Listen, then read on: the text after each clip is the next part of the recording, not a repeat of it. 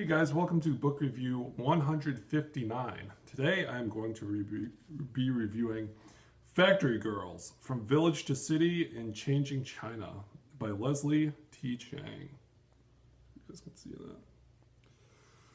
Okay, so this book is about the fly by the seat of your pants, sort of Wild East lives of two girls and then kind of their surrounding worlds within Duangon, I'm sure I'm pronouncing that right, which is in the Pearl River Delta region of China. Now, that might all be obscure to you, but the reason that you probably know this is because if you see a product in a Walmart or some other place that sells products, and it says made in China on the back, there's a very good chance that that product was made in the Pearl River Delta and fairly easily could have been made within Dongguan, one of the cities within the larger Pearl River Delta region. So the two girls she kind of follows are named Lu Qingmin and Wu Chengming. These are both girls from farming families within, agricultural China. I think maybe like Wuhan, and maybe Hunan was the other one. Don't quote me on that. But it's really not about their past lives, but it's really about how they reinvent themselves in this modern world.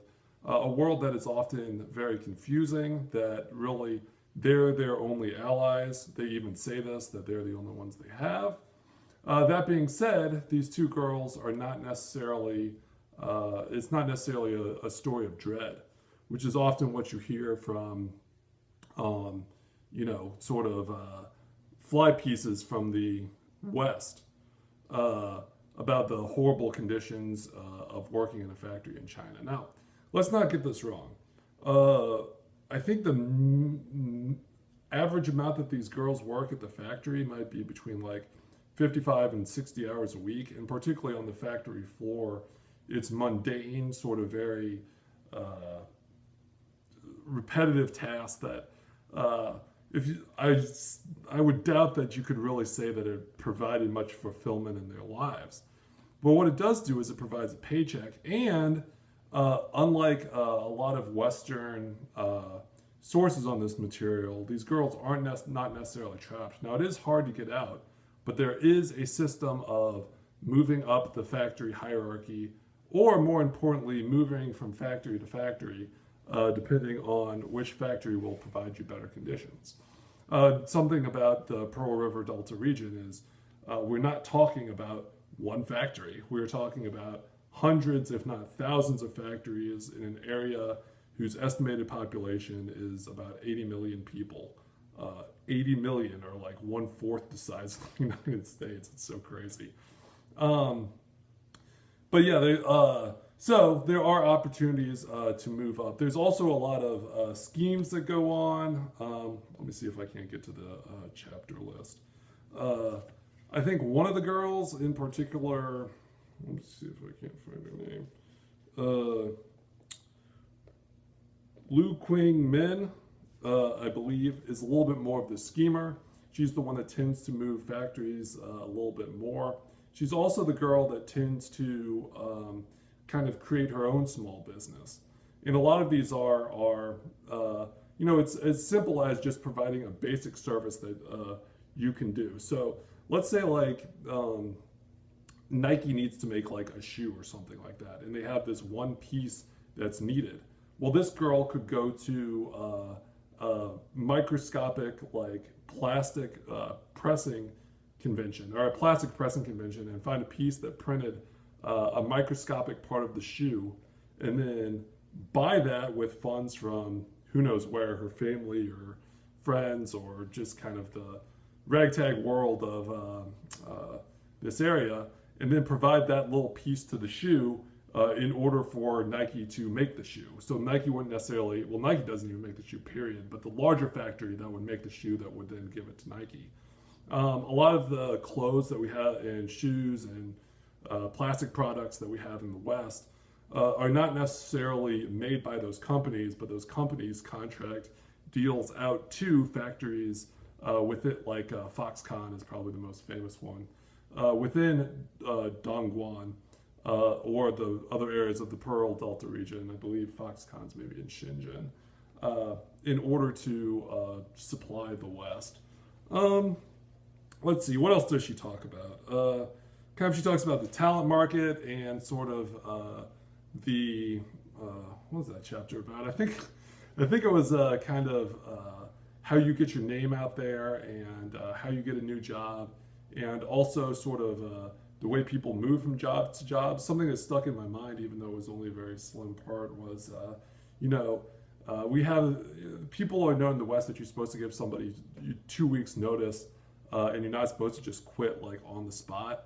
Well, actually, they have the same thing in China, and what they call it very colorfully is I think it's called like crazy quitting, where it's just like you go crazy and then you just quit and you walk off your job. Well, that's kind of a good way of describing that kind of quitting. But as much turnover as there is at these factories, and as much as they kind of grind down people, there is a lot of turnover.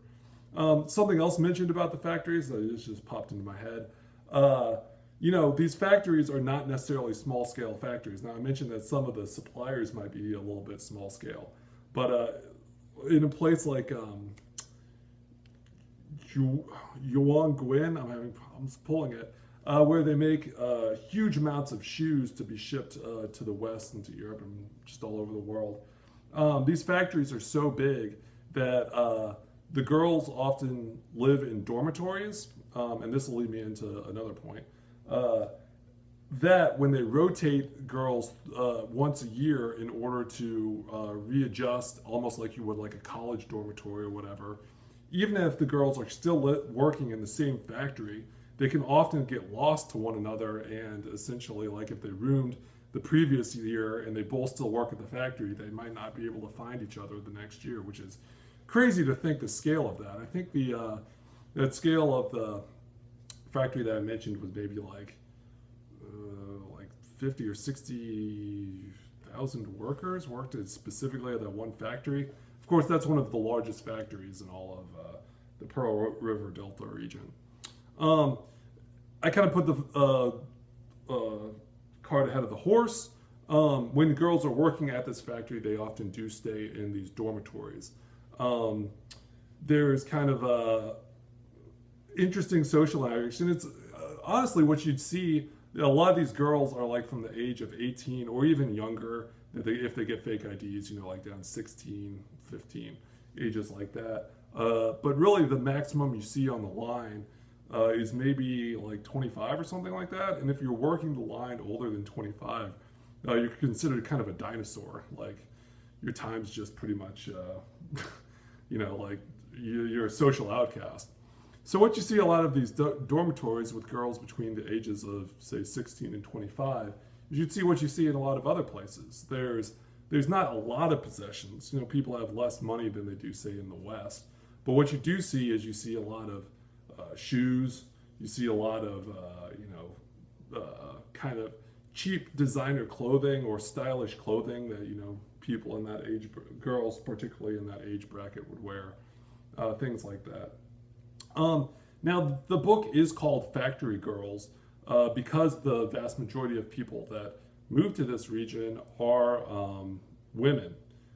Men kind of being the traditional bearers of the land in agricultural China, particularly if you're a firstborn male, which you're really not supposed to have more than one kid, but the families that do. But particularly the firstborn males, they're supposed to be sort of inherit the land and work the land and then give it on to their sons and work the land, et cetera, et cetera, et cetera. So there's just more strain on them to kind of stay home, whereas the girls, because they're sort of an outcast commodity, ironically can actually move to cities where they might have opportunities to earn more money. Now, I mentioned that they don't necessarily earn more money compared to the West, but they're earning more money than what is earned kind of in the countryside. And actually, not agricultural production, but like the value of agriculture, like the amount of money you can get just by being a farmer, has decreased enough in China that often families cannot live merely on the money they make farming, but they actually have to supplement their income by asking the girls that work in these East Coast factories, the Pearl River Delta being the biggest region of this, to send money back to their families in order to survive. Let's see, what else? I guess I should talk a little bit. Leslie has kind of a subsection of the book that talks about her family, and kind of it's really sort of a compare and contrast chapter of kind of the political effect of China from 1900 to, let's just roughly say, 1985, when a lot of changes were made, and how politics during this time period played a much larger role in people's lives. Whereas now it's not necessarily, it's kind of like, well, it kind of is kind of like get ahead, or, just do what you can do for you in Dongguan and a lot of these factory cities. But she talks about how her dad was not her dad is still alive. Her grandfather, her great-grandfather owned sort of like I hate to say this has negative connotations, but almost like a feudal compound in Manchuria, and was benevolent, but kind of was the head of a whole bunch of people around this household. Her father kind of went out of that system, and I think maybe her father or her grandfather, her great-grandfather ran the compound. Her grandfather kind of went out of that system because her grandfather's brother, I think, was the one that was sort of the inheritor of running that compound, or that feudal land, or I don't know what you want to call it. But he became proficient in geology and mining and minerals and all that stuff when he went to the United States. Eventually went back to China, worked for Shanghai Shek's government, but then during the very last throes, or kind of I think it was like 1946 or 47 or something like that, when Mao Zedong was overwhelming Shanghai Shek in China after World War II, her father was shot by what they believe as communist partisans, and actually became a well-renowned hero. Then her mother and her family, in kind of stressful circumstances, moved to Taiwan, and then, much like her grandfather, who moved to the United States but then wanted to move back to China, the rest of her family eventually moved from Taiwan to the United States. But unlike her grandfather, it was to truly create a life there. And then you had Leslie Chang. So that was kind of the history of her family. The reason that the chapter is called A Steel with No Name is her grandfather that was shot by the communist partisans was eventually buried, and they put up a stele, I believe I'm pronouncing that correctly, which is not a gravestone, but is a stone right next to the gravestone. The gravestone will just have like the name, I think. And then the seal will tell sort of like the life story, like it's a long kind of obelisk column, if you will. Her grandfather's grave was decimated during the Cultural Revolution, but luckily, because there was not enough funds to put any information on the stele, the stele was saved. It probably would have been destroyed if, obviously, her father's story had been on, because her father was associated with Shanghai Shek and the Kuomintang. But it's kind of that story. In addition, she also talks about a lot of her wider family history. She had kind of like a crazy great uncle, I think, that very much blamed kind of a lot of their family's downfall on the fact that her family moved to Taiwan and then later to the United States. So yeah, that's sort of that chapter. Let's see. And then we kind of cut back to Dongguan, so you see the political end of it, and then you see like the money-making end of it. One of the money-making ends is Square in the Round, about like self-help books. Yeah, I think that's about like self-help books. But what was really funny about this chapter was not that the self-help books were benevolent, but it was really almost Machiavellian. Like it was like self-help in how to screw out of your business partner out of money, how to seduce women kind of in skeezy circumstances, or kind of like trick them. And it was funny in how it was crazy. Let's see. They talk about dating. That's kind of an interesting thing. Both the girls in the book, I think, particularly. I'm not really talking enough about the girls because it's kind of Leslie uses them almost as like filters to focus on the stuff in the society, but honestly, they have lives too that are very fascinating and interesting. I believe it is Wu Chung Ming, kind of the more conservative girl, who nonetheless still goes to Dongguan, who like kind of sees various different boys. But unfortunately, like I mentioned, it tends to be in Dongguan that you get one of two types of males there, and this is really the Pearl River Delta region as a whole. You get kind of like washed out boys that don't really meet up to standards, or you get like factory heads, factory bosses that might be a little bit above some of these girls' pay grades in terms of dating and everything. So they're a little bit lost. She dates some different boys in that area. She also sees a boy back in her traditional village. And I think by the end of the book, both of the girls are still wind up single but still looking, which is kind of a hard thing for women in China because there's definitely social pressure in order to marry by a certain age. You're supposed to very much defer to your husband in terms of what you do, but when 2/3 to 3/4 of the women of the working class in the Pearl River Delta region are women, then you just don't have that many prospects, which is kind of interesting because that's the reverse of the way that it is in the rest of China, where often the men are overwhelmed the women.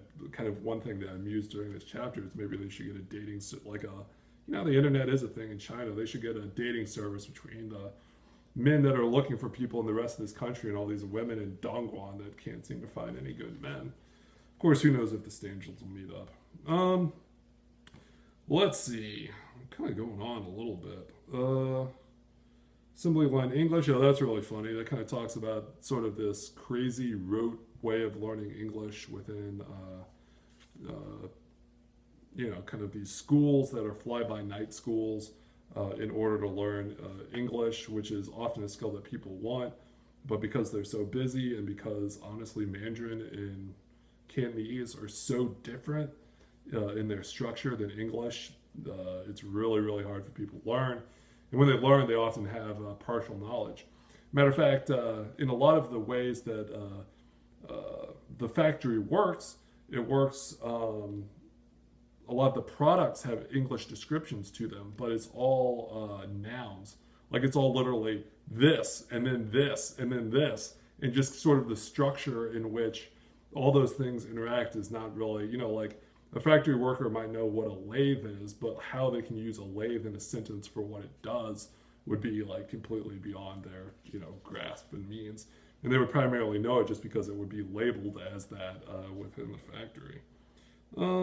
Historians of my own family. Oh, the South China Mall. That's kind of funny because that was a huge building project that essentially melted down. I don't know if it's been torn down now, but it was the largest mall in the world, and then had a fraction of it filled, and the rest of it was completely abandoned. Tomb of the Emperor, perfect health. Yeah, I mean, I'm sure I missed various parts of this book, but I think I more or less got kind of the, again, fly by the seat of the pants. It's not that these girls don't have ambition or they don't work hard or they're unorganized, but it's more like the society is unorganized just because everything is about the bottom dollar rather than having some sort of structure in how things work. So one thing mentioned in the book is, in other cities in China and particularly in the West, you might see things like sidewalks or parks or various things, but huge parts of the Pearl River Delta region are just roads and factories and then dormitories. Like it's literally like the function of producing this product to get it out the door without any sort of thought for a larger life. So anyway, Factory Girls, From Village to City in a Changing China by Leslie Chang. Check this book out, you guys. It's really good. It really gets into where's that stuff that's coming from that you're seeing in your cabinet that says made in China? And there's got to be a story behind it. Somebody makes that. These people make it. All right. See you guys. Bye. Leave that right there.